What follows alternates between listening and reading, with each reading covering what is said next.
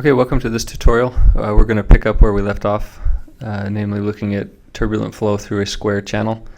As you recall from the last tutorial, we had a channel with dimensions of 0.1 by 0.1 meters. The domain length that we last considered was that of a 5 meter channel. So this represents 50 hydraulic diameters in length. The mesh that we considered was 20 by 20 by 500 elements, and this gives us a wetted perimeter of 0.4, an area of 0.01, hydraulic diameter of 0.1. The viscosity that we considered, here's our U inlet, this gives us a Reynolds number of 10,000, and the end result that we are most interested in quantifying is this friction factor. And last time it was a product of friction factor and Reynolds number. We're taking the Reynolds number out, so we're just looking at friction factor now. And this number here is what we would find from the standard Moody chart. Again, this is not taken to be an exact number. It's a good estimate for non-circular ducts if we use the hydraulic diameter as the length scale in our Reynolds number definition, which is exactly what we've done. And so we're expecting somewhere around 0.03 or 0.031. And what we found last time is we got 0.02718. And when we analyzed the centerline velocity data, it seemed as if we were not fully developed at the outlet. And so in this next case, case 3, I'm showing you the results here rather than actually step you through all the procedures. So in this case, all we did was change the block mesh dictionary file so that the domain length was 10 meters instead of 5 meters. So now we've got a domain length that is 100 hydraulic diameters. And if we take a look at that centerline velocity, we see that it's very fully developed. There's no question about it there. In fact, we in this next case we decreased the length down to 7.5 meters because we saw that the overall length of 10 was simply overkill, is too much. So what I'm doing in each of these columns here for the different cases is any difference between the preceding case and the current case I'm highlighting green. So in other words, the only thing we changed here was the length of the domain and the number of elements that we included in that direction. So we doubled the length. Here we're also doubling the number of elements. And everything else remains the same. And the friction factor that we find here is slightly different, but it's really not too different from what we had with a domain length of 5 meters as opposed to 10 meters. So this ratio down here is, or this number down here is simply a ratio of the two Moody, or the two friction factors. So right now we are, in case 2, we are at 86.3% of what we're expecting it to be, and this is 86.8%. So we're about 0.5% difference is all in that friction factor. So we decrease the length down to 7.5 and decreasing the mesh count in all 3 directions as well, and we find basically no difference in our friction factor. And so from here on out, we're looking at comparing each of these to our case 4. So we're taking this as the best scenario that we've found thus far, meaning we're getting the same friction factor as if we were running a simulation with a longer domain and more elements.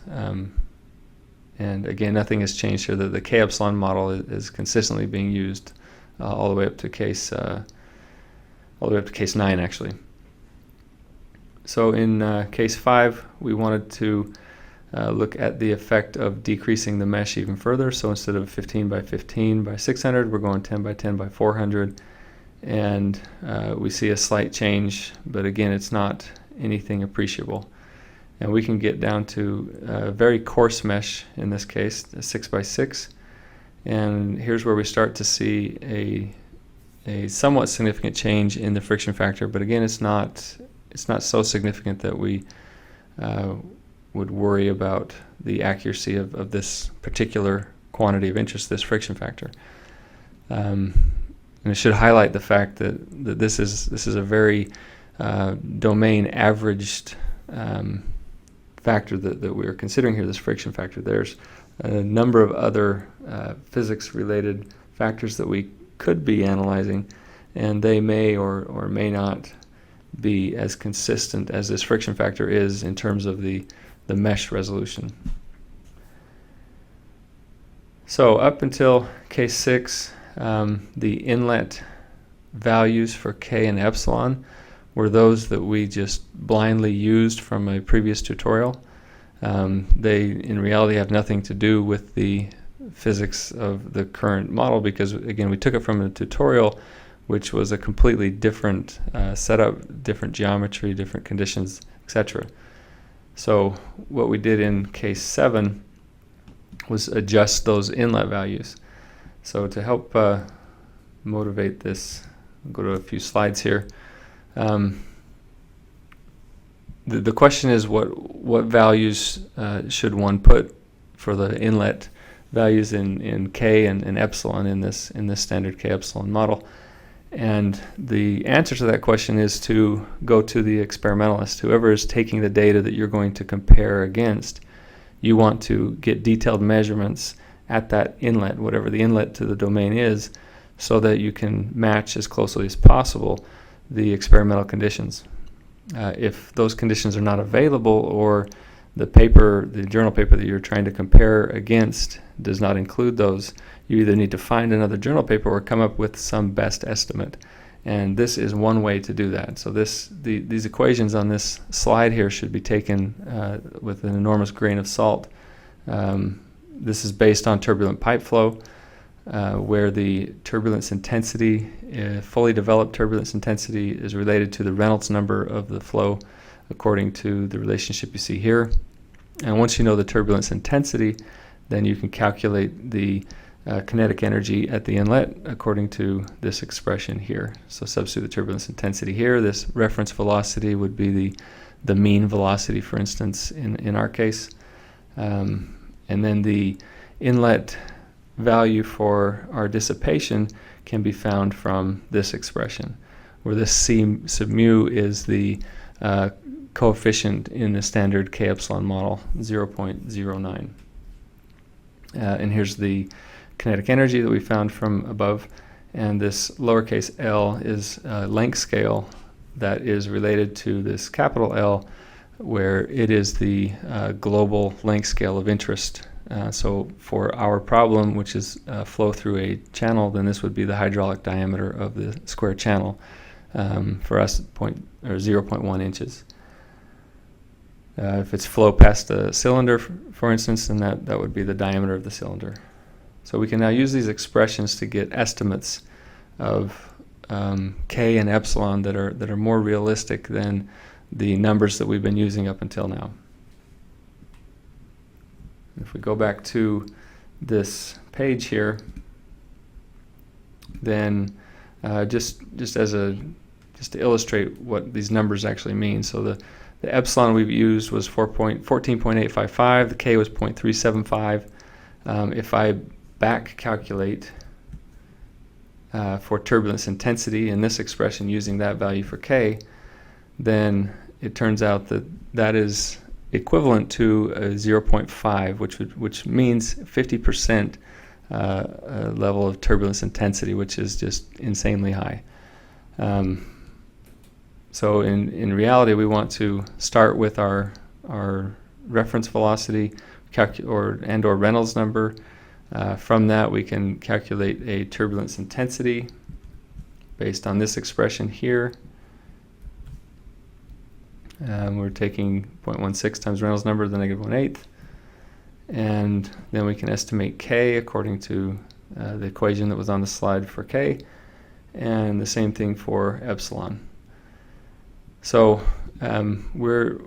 we were essentially simulating kind of blindly without even thinking about it a turbulence intensity that was an order of magnitude higher than we would nominally expect for this particular condition.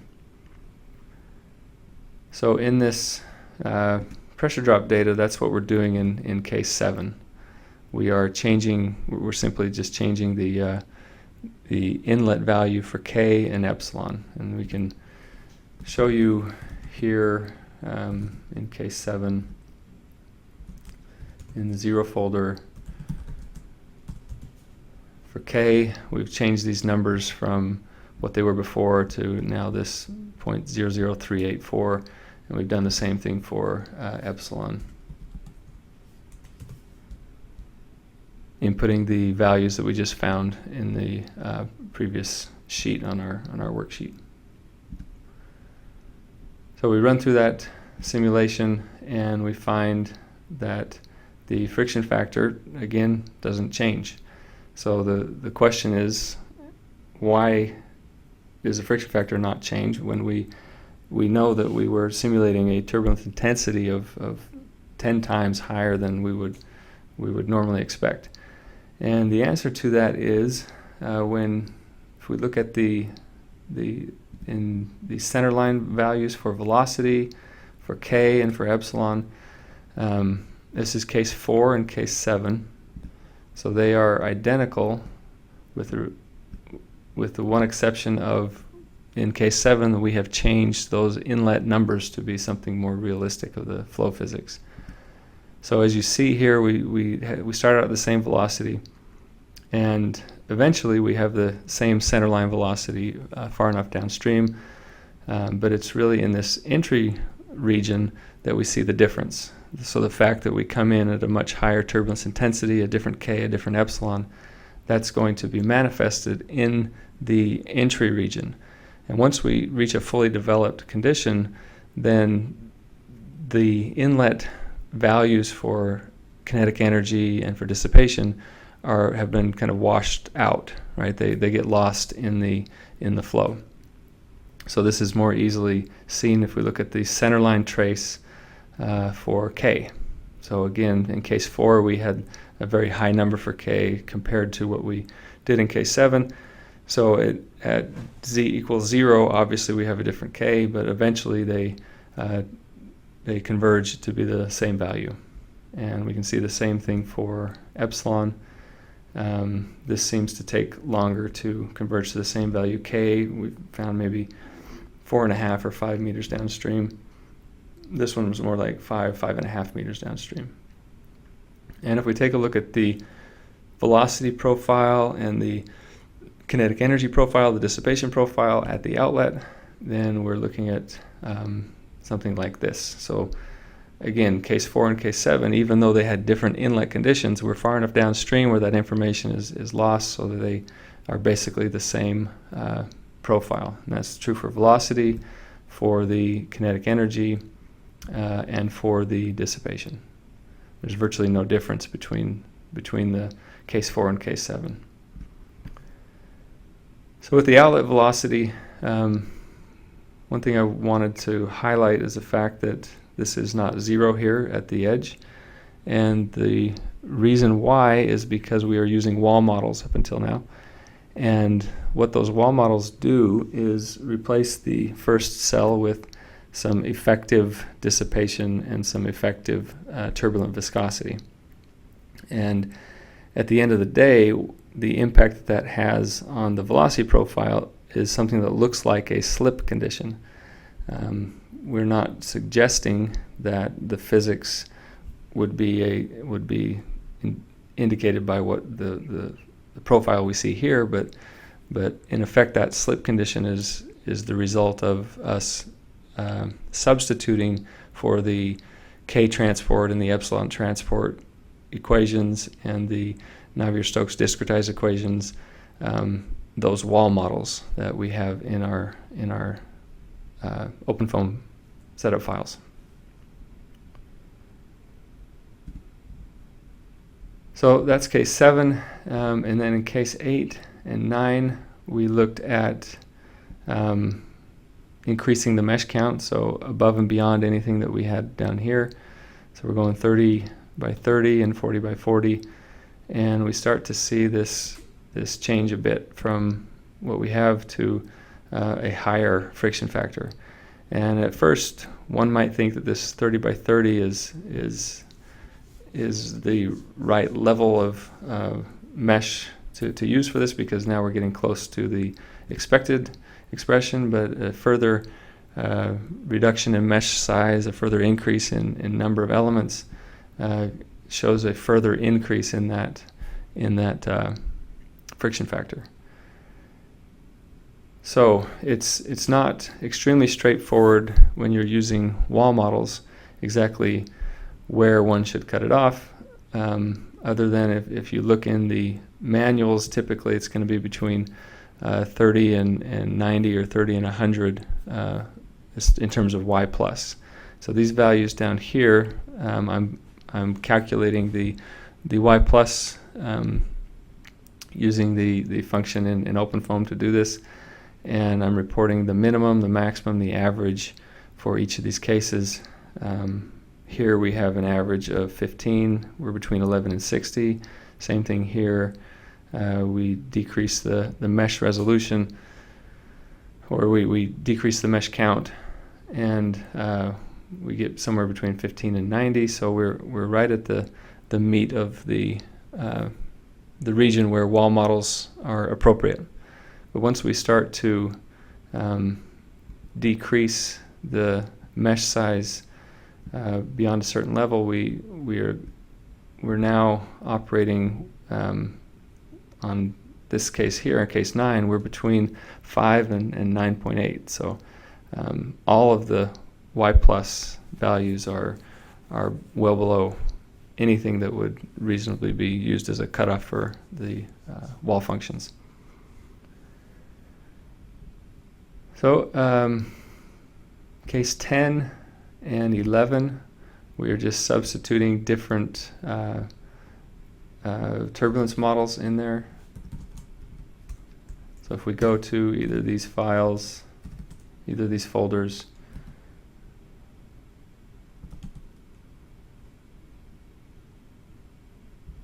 go to the realizable folder here.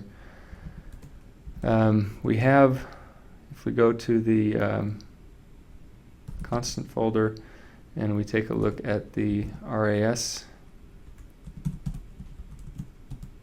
properties file, then before this just said K epsilon, and all we have to do, literally all we have to do, is change this to realizable K epsilon. And we talked in lecture, and you can review some of the discussions that we had in terms of which models should be used in different scenarios. I'm including these two here because they're both very common K epsilon based models. These two are very easy to substitute into the previous K epsilon folders that we had, because literally all you have to do again is change the model in the RAS properties file. When we get to this LRR, which is a Reynolds stress model, no longer is it based on the K transport and the epsilon transport equations, but it's based on 6 individual Reynolds stress transport equations plus the dissipation transport equation.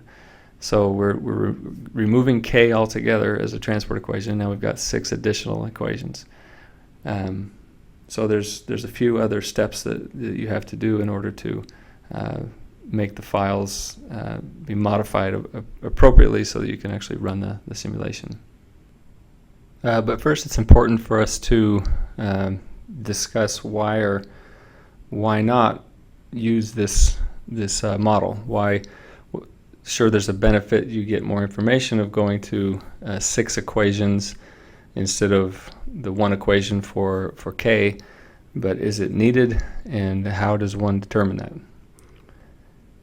And for our case, we will take a look at, this is a square channel. This has been studied before, so we have the benefit of using others' knowledge, the knowledge base that already exists to understand the actual physics. So This is a scan of a figure from the textbook by Pope. He's referencing some other DNS data here, the direct numerical simulation data, and this is for channel flow.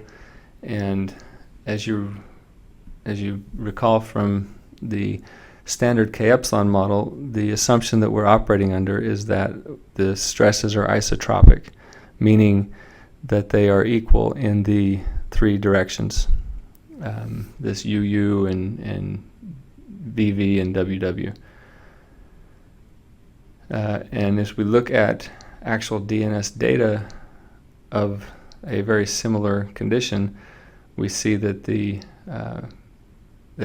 three axial stresses are very different from each other. So this here is distance from the wall, and this top curve is our stress in the x direction, the axial stress direction, or the axial stress in the x direction, the axial stress in the z direction, and then the axial stress in the y direction. And this is our shear stress here. So we can see that this is the x component, meaning the downstream component for them. Our downstream direction is z, but the downstream component is much higher than the other two directions. And so we would suspect that a Reynolds stress model would actually be an advantage here to actually capture the physics more closely.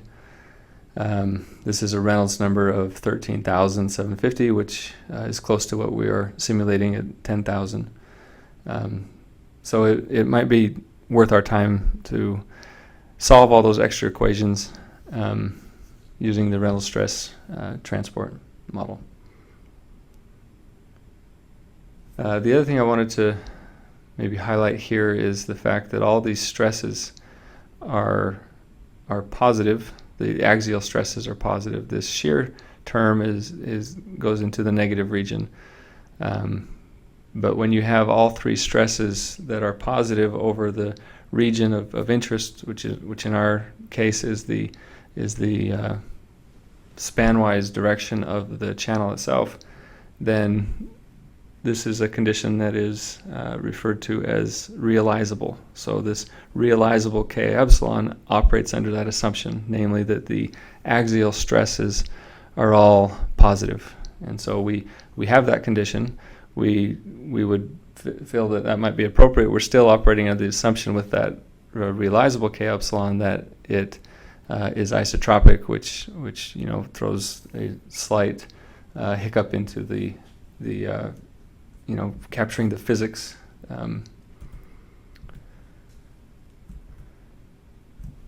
So we have a realizable K epsilon case here. We see a slightly different F value, and when we run the Reynolds stress model, we start to see a significantly different, compared to the differences that we've seen so far at the K epsilon, we see something that is more in line with what we would expect it to be. It's only 4% off. Let me just step through some of the procedures that you would need to take for this Reynolds stress model. One thing to keep in mind that, again, you're solving 6 extra equations, or 5 extra additional equations, compared to your standard K epsilon or any of these other K epsilon based models. And what that means is it's going to be a lot more computationally expensive. And if you decide to start out by initializing the field, velocity field, for example, all at zeros, then it's going to take a significantly longer time. So one trick that you should employ is to first run the standard K epsilon model and then use a converged solution as the initial conditions in your Reynolds stress model, and that will save you a lot of time. And even with the K epsilon model, rather than initializing it at all 0, for instance, we could initialize it with some other model. One particularly useful approach is to use potential foam, which is the potential flow solver. So there's no viscosity in that. The velocity field is obviously not going to be super accurate, but at least it gives us something to initialize the other simulations with that is going to be reasonably close. So if I go, I can come up here to this realizable K epsilon folder, and I can copy that to a new folder and then make the adjustments so that I can run the Reynolds stress model. So let's go ahead and do that. We'll copy case 11 here. And I already have run case 12, but we'll just make a new folder called test.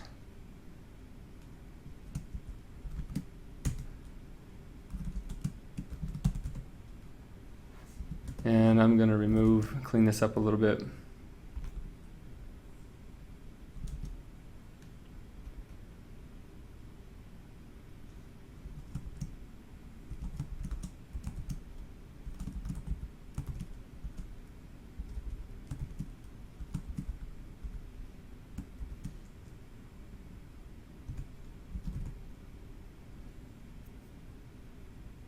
Okay, and I'm going to run this command. So before I go into the constant folder, and before I change this to LRR, there's a couple things I have to do. One is I'm going to have to create R files in the time directories. So if I come into the 0 directory, I've got epsilon k. I can remove the y and y plus.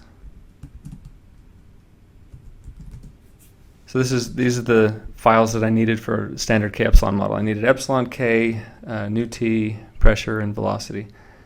I don't need k now. I need R files, and we can try to compute these, or we could just use the function built into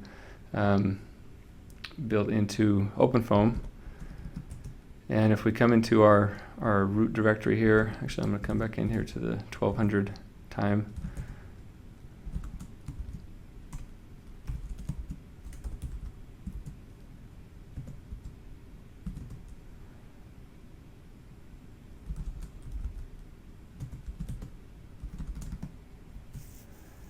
Clean that up a little bit, and now in the root folder that is my working folder, all I need to do is type capital R and hit enter, and it's going to go through each of those files and create R files in each of the time directories. This gave me an error because I forgot that there's one more file that we need in the constant folder. So right now we have RAS properties, transport properties. We need one more, and that is the turbulent properties. Let me go into another terminal here and step you through this.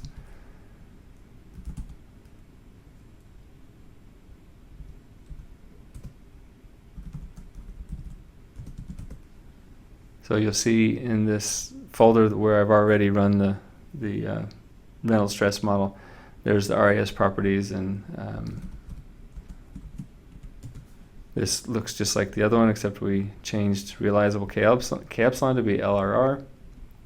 The transport properties is no different than what we are used to dealing with, but then there's one more file that you need in this folder in order for the Reynolds stress model to work, and it's the turbulence properties file, and it's simply just specifying that the simulation type is RAS model. If you were to run an LES model, then here is where you would change that. So I'm going to copy the turbulence properties folder over to the test case.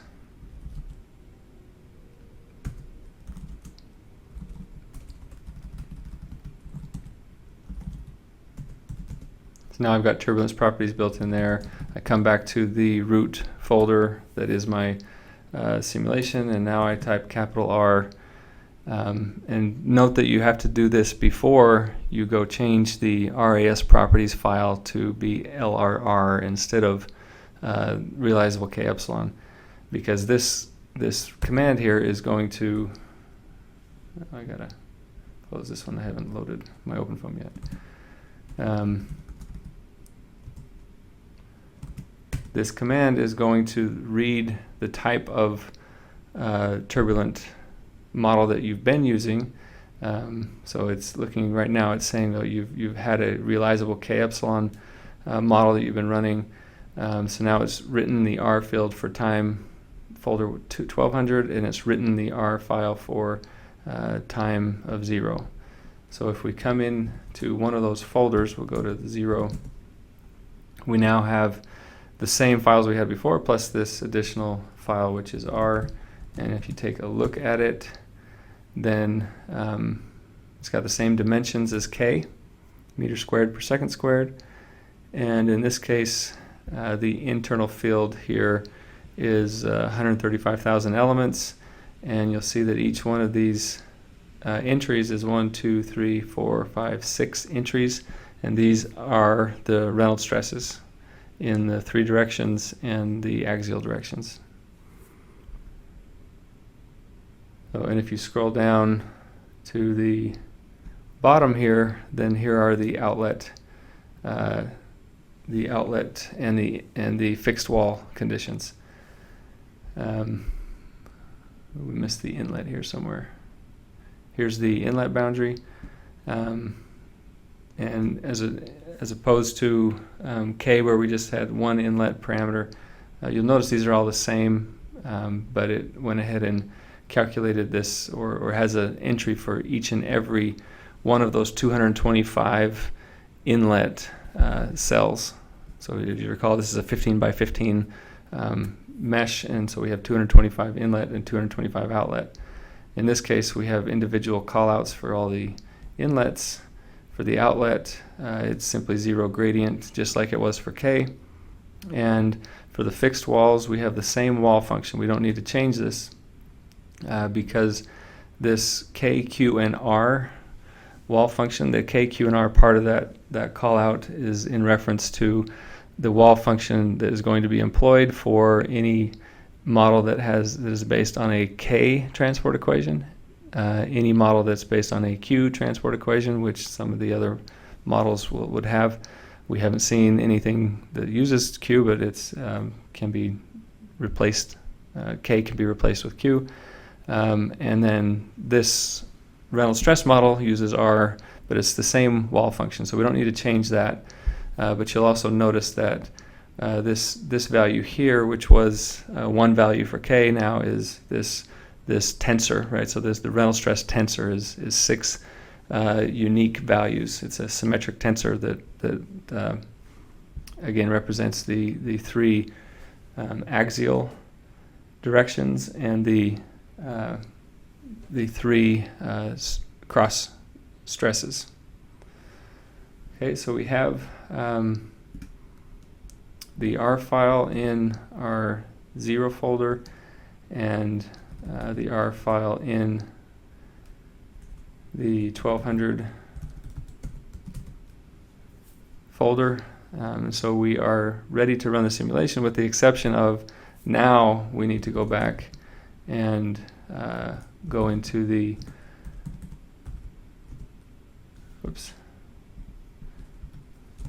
RAS properties file and change this. Now that we've gone through and calculated all the R values, we can now go in and change this to LRR. If you change that before and then try to run the command capital R, then you're going to have errors. Okay, so now we could just simply run simple foam. I'm not going to go through it here, but because the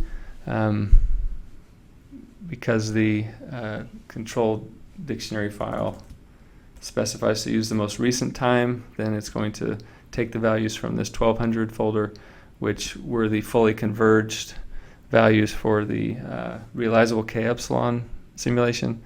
So we can start with something that is going to be fairly close. Okay.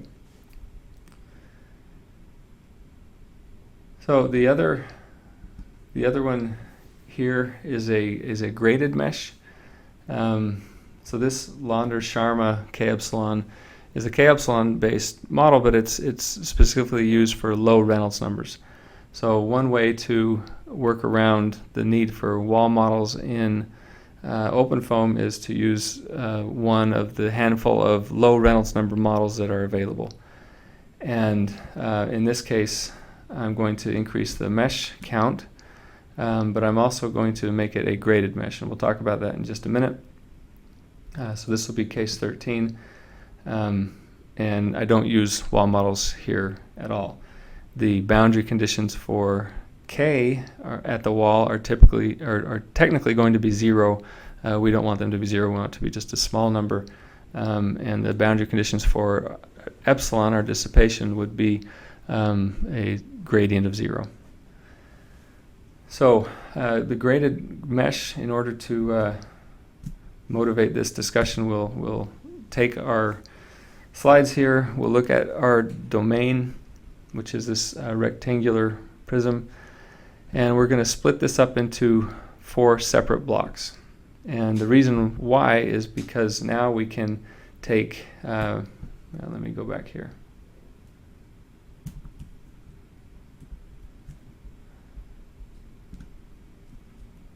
We can take this the block mesh dictionary file,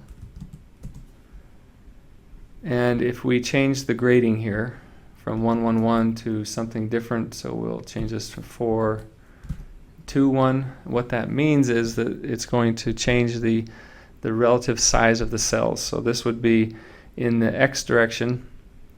This means the last element in that direction is going to be 4 times bigger than the first element. And in the Y direction, the last element will be twice as big as the first element. And in the Z direction, this will just be a uniform mesh. So if I save this, and now I go back and run block mesh again,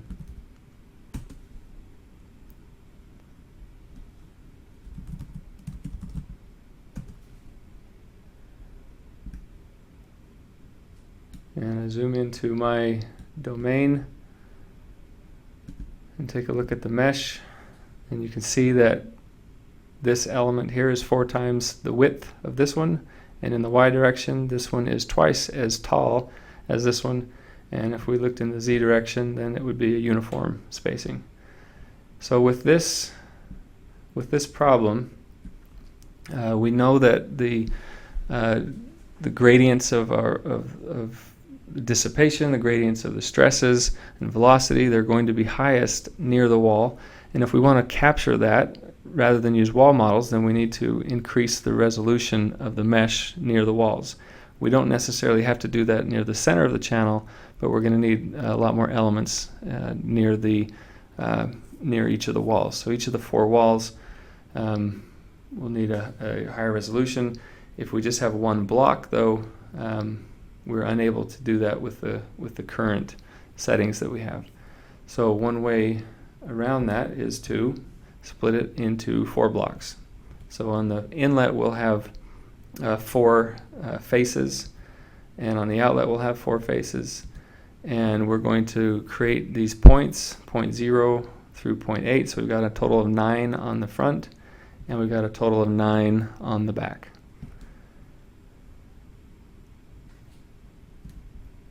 So we can come into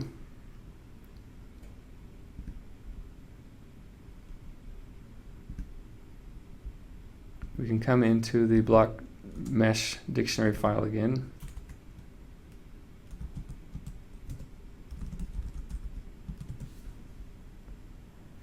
And we have a total of 8 vertices here and 1 hex, so we're going to increase the number of vertices. So we want the total dimensions to be the same, so 0.1 by 0.1. So this first point, this point 0, is going to be the same. Our next point, though, is going to be 0.5 in the x, and 0 in the y, and 0 in the z. Our next point will be 1 in the x. I guess that's the one I just had there. So it'll be 1 in the x, 0 in the y, and 0 in the z. And the third point is going to be 0 in the x and 0.5 in the y.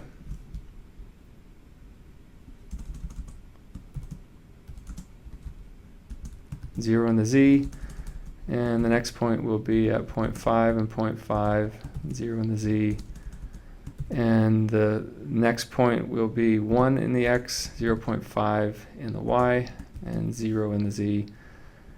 And the final 3 points are going to be 0.6, 7, and 8, and that will be all with a y value of 1 and our x value first of 0. 0, 1, and 0. And the next one will be 0.5 in the x, 1 in the y, 0 in the z. And the final point will be this one here, and we'll get rid of these points. So these 1, 2, 3, 4, 5, 6, 7, 8, 9, these represent the 9 points on the front, on the inlet.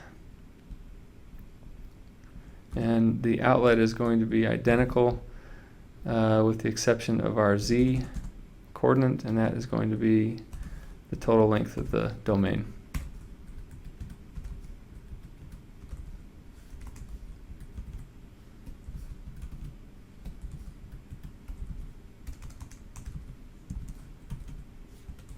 Okay, so we have all of our 18 points, our 18 vertices lined up. And now we need to go and create our hex blocks. And we wanted to make this a 40 by 40, so if we make each hex 20 by 20 by 1,000, then we will get to the call out that's listed here. So if we have two hex blocks next to each other, that's a total of 40.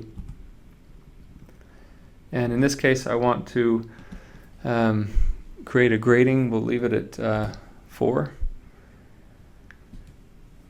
And the way that we call these out, we need to call out the point numbers going from 0 to 15 or 17. And the way that it works is you want them to be counterclockwise with using right hand notation and your thumb pointing outward.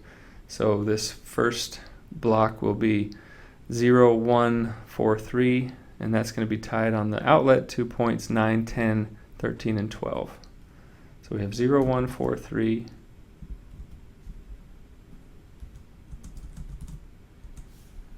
And on the back face, that was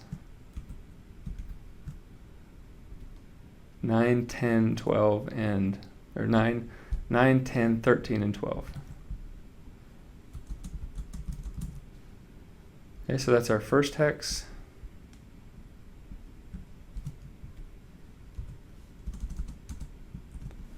Our next one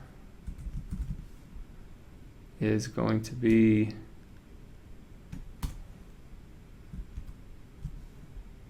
let's do this one over here, the bottom right hex. So 1, 2, 5, 4.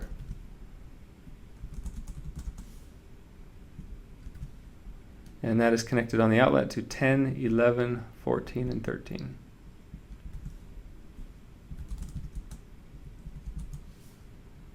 And this will have the same number of elements, and we can leave the grading the same for now. We'll come and change that in just a minute.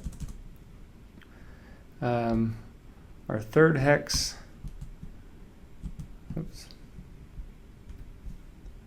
our third hex is going to be 0.3, 4, 7, and 6. And that is tied at the outlet to 12, 13, 16, and 15.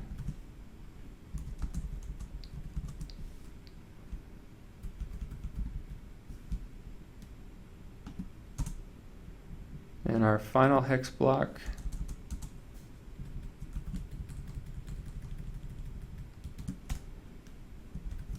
is going to be 4, 5, 8, and 7.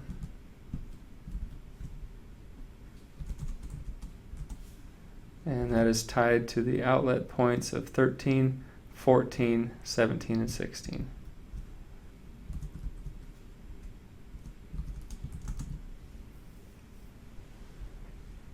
Okay, so we're done with the blocks. We'll leave this grading for a moment as it is. Now we need to specify the edges. So before we just had one face that specified our entire inlet. Now we've got 4. We've also got 4 on the outlet. And what used to be 4 walls now has been split into 2 in each side, so we'll have 8 walls. So the inlet is going to be 0, 1, 4, 3.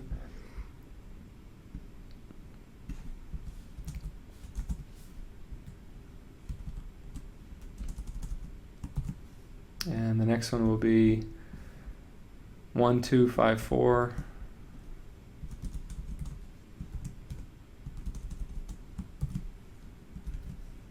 And then we've got 3, 4, 7, 6.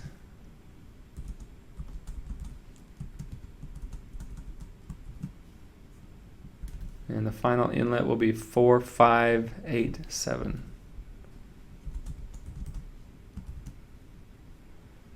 Okay, our inlet's taken care of. The outlet is going to be 9, 10, 13, 12.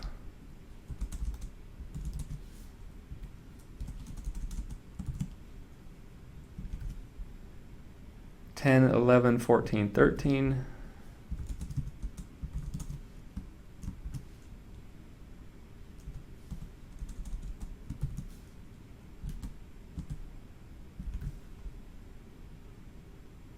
Uh, 12, 13, 16, 15.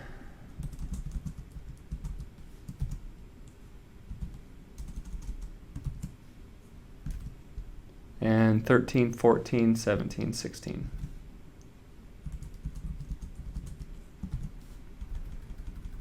Okay, and the final step is to take care of the faces that represent the walls. So we'll start over here. So we've got 2, 11, 14, and 5.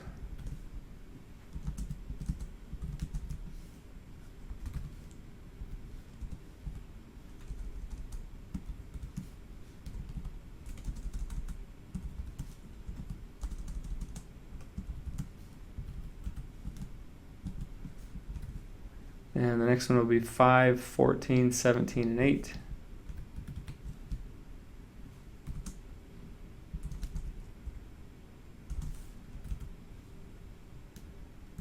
And so on and so forth. We'll do 8, 17, 16, and 7.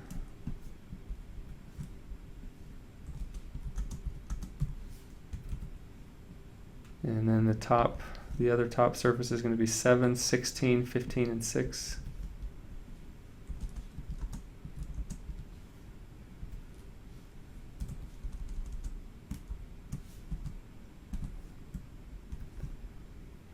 And now we've got the left wall boundary, so we've got 6, 15, 12, and 3.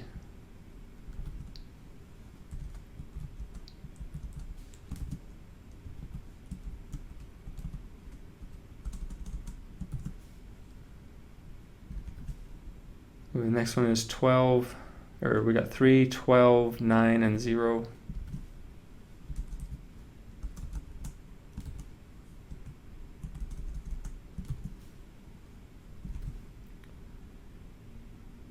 And then the bottom two are going to be 0, 9, 10, and 1.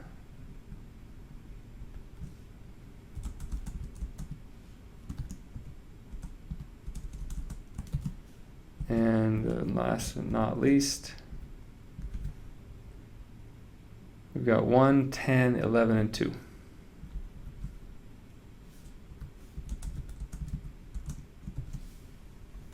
Okay, so we have 8 faces for the walls. We got 4 for the outlet. We've got 4 for the inlet. We have 4 hexes and 18 points. We should be good to go. We should have 40 by 40 by 1,000, so we should have 1.6 million elements by the time this is done.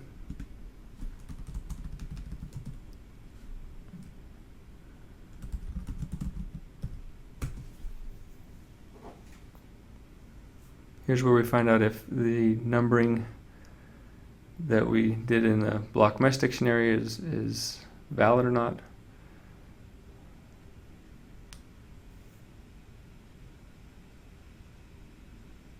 And it's taking some time. This is again 1.6 million elements.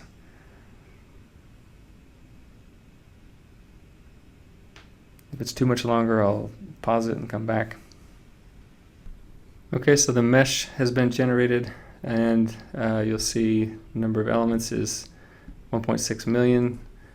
And if we take a look at the mesh in pair view,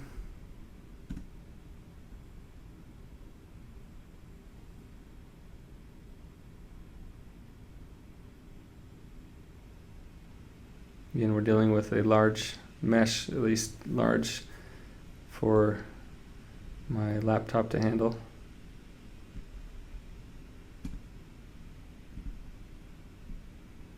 So we see the gradient, graded mesh as we thought, and the only problem is that the first point that we listed in each of our in our hex blocks when we define them is the origin. So it's using the bottom left-hand corner each time as the origin, which means we need to do one of two things. We need to change the numbering order, or we just need to change some of those 4s to be the inverse of 4. So we need to change it to 0.25.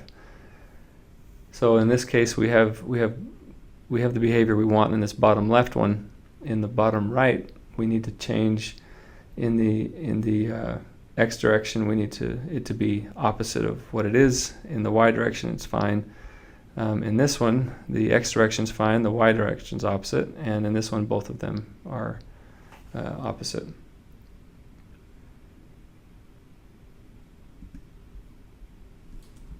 So we need to go back into our block mesh dictionary file and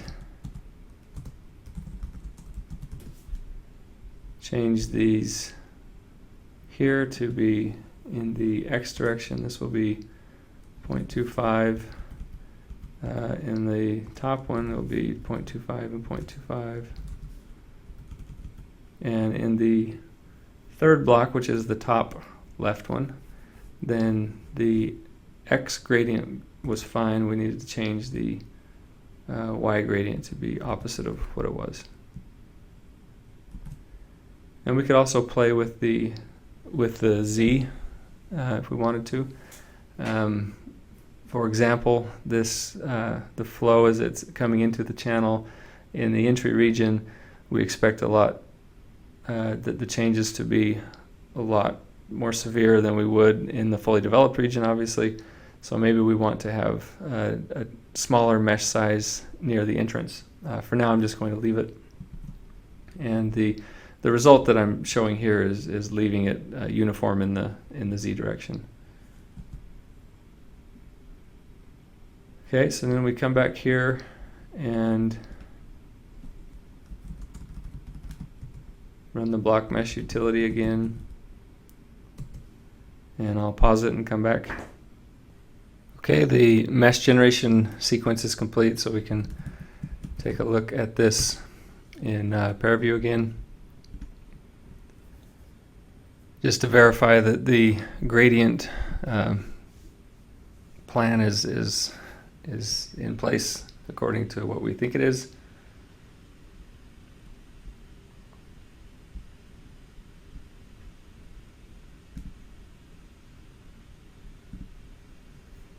and it looks good. So we've got the highest mesh concentration near the walls, and in particular in the corners here, with using very simple block mesh utilities. We can play with those gradient factors. We can change it from 4 to 5 to 10 to anything we want, really, and that will allow us to come to a mesh independent solution, or one that at the end of the day, if we're trying to do this without using wall models, we want a y plus of 1 or smaller than 1. So for the mesh that I just showed you, running this in Landers-Sharma K epsilon, I'll show you that in just a minute, but the y plus here, the minimum is 0.003, the maximum is 2.26, and I have an average y plus of a little over 1. And so this is a reasonably a good mesh in terms of capturing the y plus. Keep in mind that this still operates under the assumption that we have uniform stresses in the axial directions.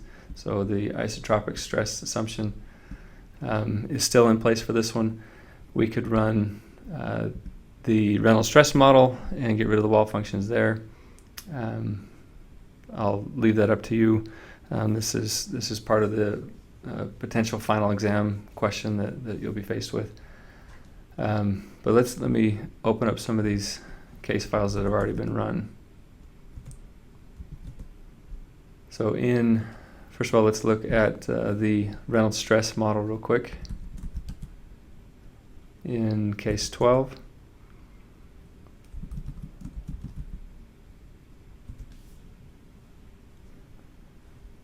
And I showed you that the Reynolds stress files, those R files, were a tensor, so they were a 6-element vector, and each of those 6 elements represents a unique Reynolds stress.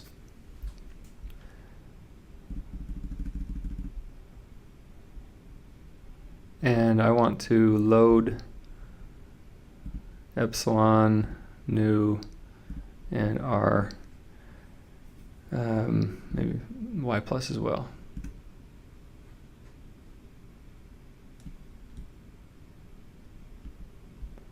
And just like when we have velocity, this is velocity magnitude, we can change it to be the x component, the y component, and the z component. Z is the axial direction, as you recall. If I do a drop down for the Reynolds stresses, this is the magnitude of those Reynolds stresses. This is the trace of my Reynolds stress tensor, which is going to be equivalent to my turbulent kinetic energy, the K. But I can also drop down here to the 6 different Reynolds stresses. So this is the axial stress in the x direction. This is the axial stress in the y direction.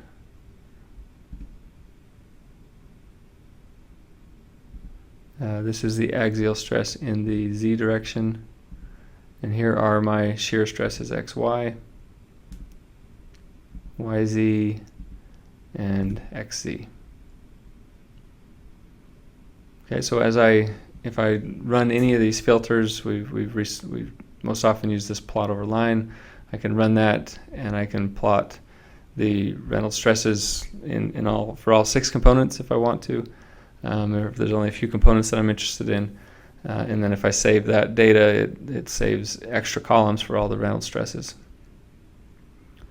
So, and this is the order. So you have XX, YY, ZZ, XY, YZ, and XZ. So the 6-element tensor that we saw in the R files, the order that they are listed in is the same order that's listed here. So the first one is the first 3 are the axial components.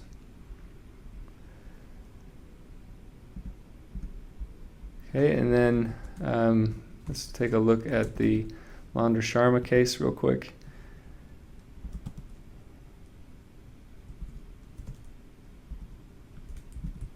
So I wanted to take a look at the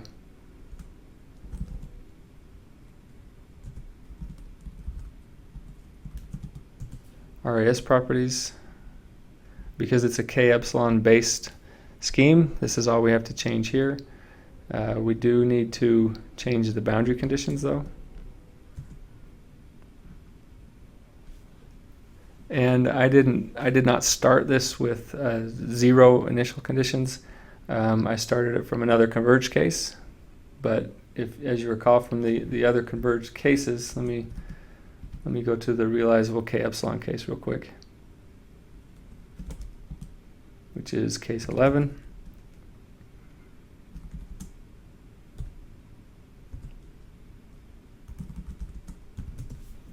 So in my 0 folder, this is what it looks like. We initialize with some uniform field. We have the inlet number that we calculated earlier.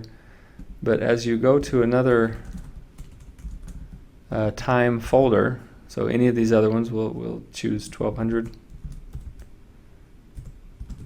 So it has the same parameters, but if I take a look at K, then it lists the internal field, and this is going to be a non-uniform field. So there's 135,000 elements that are internal. Here are the values for K for each of those. And if I scroll down, here are my boundary conditions. I skipped over them. Here's my boundary field. So if I've got my inlet, which is a fixed value, I've got my outlet, which is 0 gradient, and my fixed walls have this KQR wall function. So what I did was copy over this entire folder, this 1200 folder, which is my converged solution for this particular case, and I copy that over to my Launder-Sharma simulation. And not only do I need to change the RAS properties file, but I need to come into each of the files in that 1200 folder.